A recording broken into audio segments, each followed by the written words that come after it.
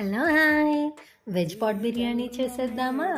మట్టి కుండని సీజనింగ్ చేసుకున్నాక ఫుల్గా ఆయిల్ అప్లై చేసి మనకు నచ్చిన వెజిటేబుల్స్ విత్ చిల్లీస్ అండ్ కొంచెం కొత్తిమీరను కూడా యాడ్ చేసుకున్నాక కొంచెం కర్డ్ మిక్స్ చేసి పించ్ ఆఫ్ సాల్ట్, కొంచెం పసుపు, లిటిల్ బిట్ చిల్లీ పౌడర్ని కూడా కలిపి మ్యారినేట్ చేసి పక్కన ఉంచుకోవాలి.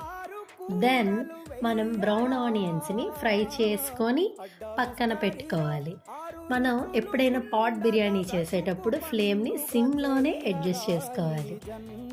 మనం వెజిటేబుల్స్ మ్యారినేట్ చేసిన వెజిటేబుల్స్ని స్టవ్ పైన పెట్టుకొని లిడ్తో క్లోజ్ చేసుకోవాలి.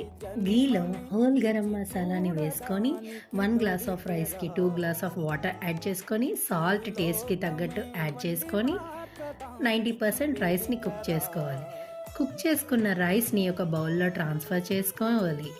ఈలోపు మనం వెజిటేబుల్స్ ఎంతవరకు కుక్ అయ్యా అని వన్స్ చెక్ చేసుకోవాలి. చెక్ చేసుకున్నాక కుంకుమ పువ్వుని పాలల్లో సోక్ చేసుకోవాలి ఫర్ బెటర్ టేస్ట్. వెజిటేబుల్స్ ఎంతవరకు కుక్ అయ్యో చెక్ చేసుకొని రైస్ని 3 లేయర్స్గా మనం ఫామ్ చేసుకోవాలి. ఫస్ట్ ఎవ్రీ లేయర్లో కొంచెం కుంకుమ పువ్వు వేయాలి, బిర్యానీ పౌడర్ని యాడ్ చేసుకోవాలి అండ్ లిటిల్ బిట్ గీని కూడా మనం యాడ్ చేసుకోవాలి. అండ్ మనం బ్రౌన్ ఆనియన్స్ వేసుకొని 3 లేయర్స్గా ఇలాగే మనం వేసుకొని సిల్వర్ ఫాయిల్ పెట్టి లిడ్ని క్లోజ్ చేసి దమ్ కోసం పైన మనం వెయిట్ని కూడా పెట్టుకోవాలి.